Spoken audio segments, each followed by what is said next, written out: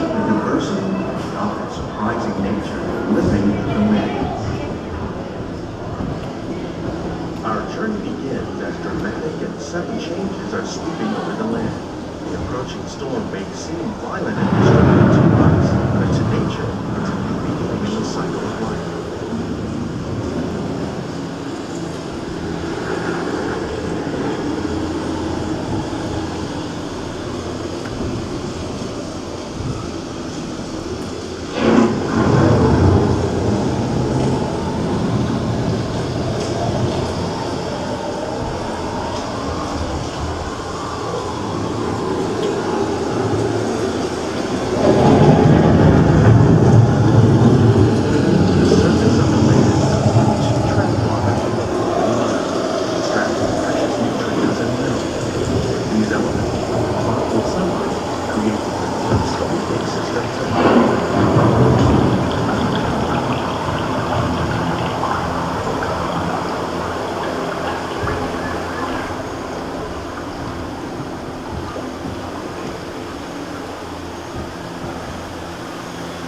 One of those living systems is the rainforest, home to the most amazing concentration of life on our planet.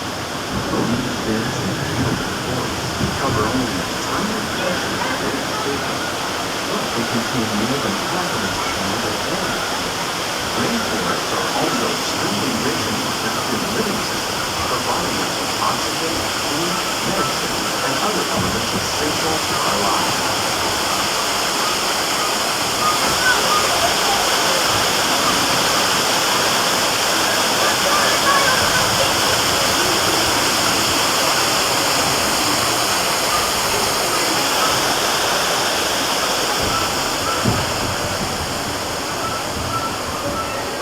In the desert, nature has created a very different, no less beautiful living system. And while this arid landscape may seem lifeless, it's very much alive. The plants and animals that have learned to survive in these harsh conditions make use of what little water they can find and avoid the scorching rays of the relentless sun. The American prairie once appeared as desolate as the desert. But over time, rainwater and nutrients gradually penetrated the hard surface of this land. Even the hooves of the mighty buffalo helped create the rich soil that would one day become home to the American farm.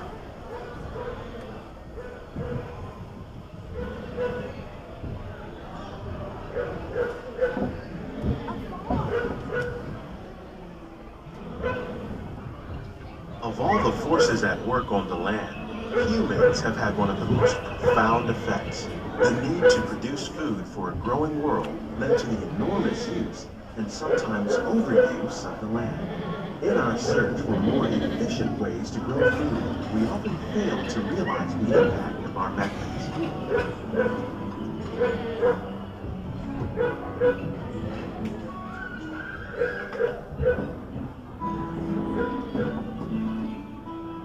Today, we're learning to live with the land, discovering better ways to grow food that will assure both human and environmental well-being.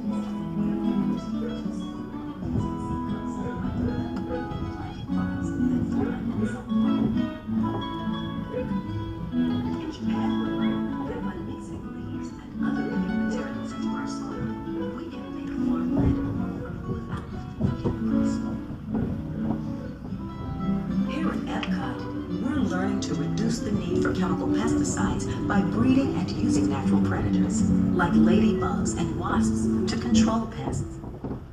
In the farmlands across America, we're learning that by plowing under vegetation containing natural fertilizers, we can enrich the soil without the use of chemicals.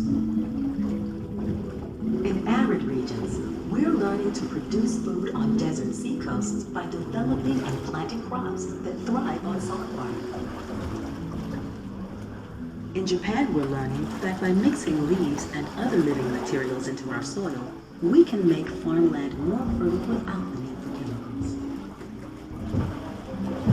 Here in EPCOT, we're learning to How will we meet tomorrow's growing needs for food production, yet still respect the needs of the land? Some of the answers are being discovered just ahead. help us maintain these carefully controlled ecosystems. And for your safety, please remain seated in your boat at all times.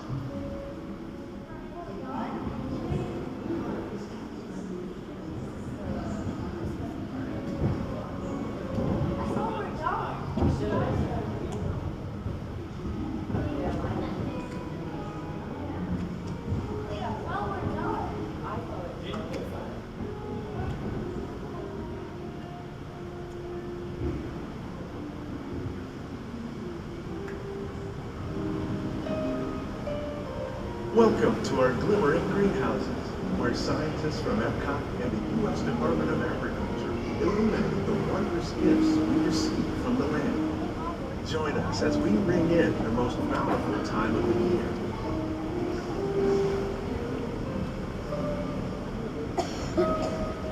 For some, it's difficult to imagine the holidays without winter and snow, but one of the most important holiday crops actually grows in the tropics. For centuries, farmers in Central America have cultivated cacao to make chocolate. In fact, cacao is chocolate's main ingredient. Today, people around the world are able to enjoy a variety of sweets and keep warm with a cup of hot cocoa, thanks to this tropical plant.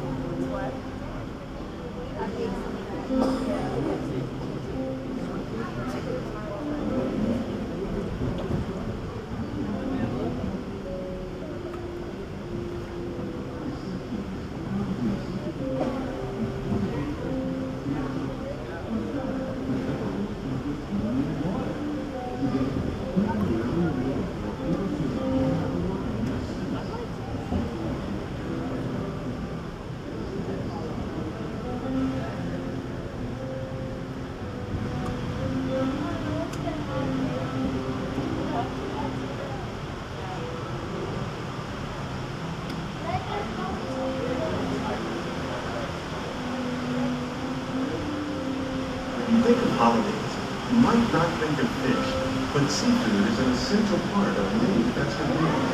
In parts of southern Italy, family and friends gather once a year to celebrate the origin of a 7-course seafood dinner. Tilapia, bass, and shrimp, like the ones raised here using our sustainable water systems, make up just some of the dishes served during this great meal. Today, in the United States, the tradition is known as the Feast of the Seven Fishes.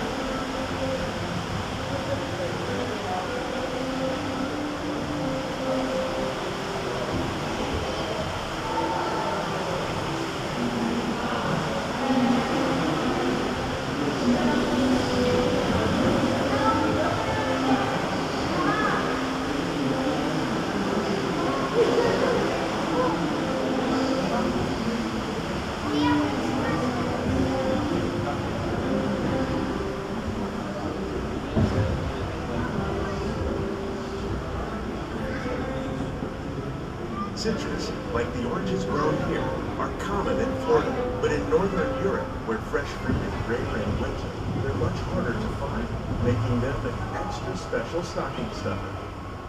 During Chinese New Year, these vibrant fruits are given as gifts of good fortune.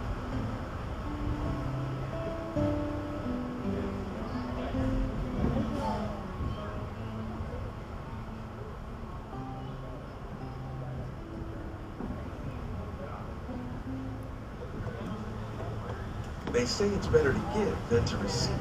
And in this greenhouse, we're celebrating the holidays by giving back to the land using innovative farming techniques.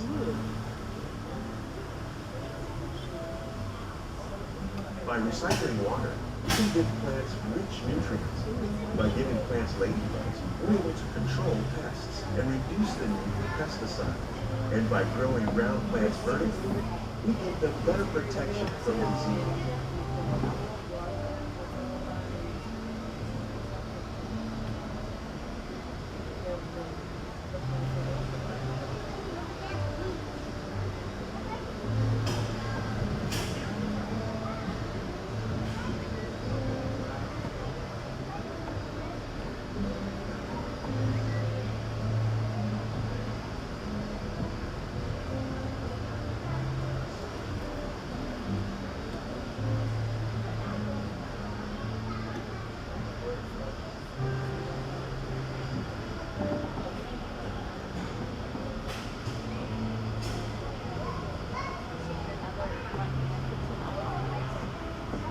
Many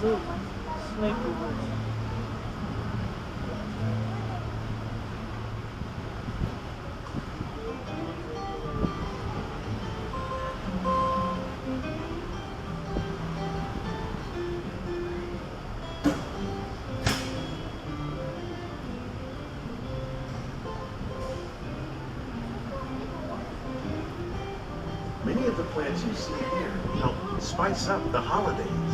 The bark of cinnamon trees, like the one growing beside you, is used to make cinnamon sticks. You like eggnog? You can thank nutmeg for its signature taste. Other spices, like ginger and vanilla, add flavor to a variety of holiday cookies, cakes, and other delights. By cultivating these festive plants with care and good cheer, EPCOT scientists are able to celebrate the holidays with the land's many gifts.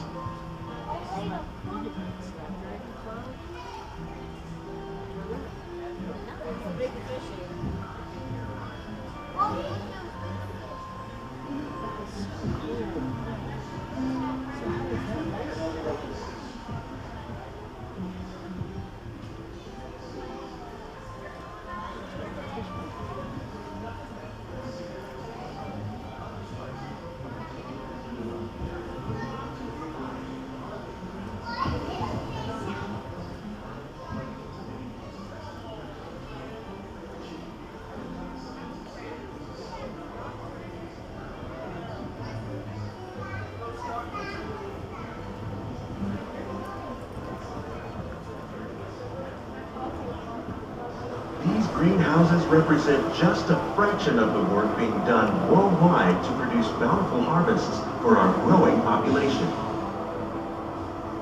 Scientists, farmers, and even backyard gardeners are doing their part to improve the quantity and quality of foods that we all rely upon. Together, we can continue to find more ways to increase food production and protect our precious natural environment. Only then will we truly be living with the land.